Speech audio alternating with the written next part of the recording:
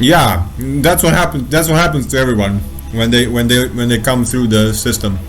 That's what happened to me. That's what happens to all of the people that I've worked with. It's just like, yeah. But I gotta give you a disclaimer. It's not an easy thing, because it's not an easy thing.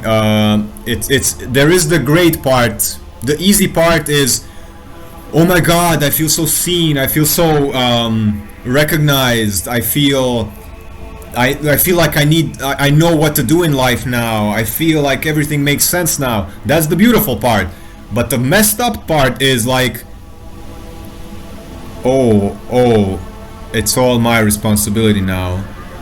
Oh, I gotta change so many things in my life now. All these people who are my friends, I don't want to hang out with them anymore. I don't want to be in this job anymore. I don't want to be in this relationship anymore. I want to move out of this house. And then it's like, So you get a lot of human design, but you also need to take responsibility for a lot of stuff. A lot of stuff.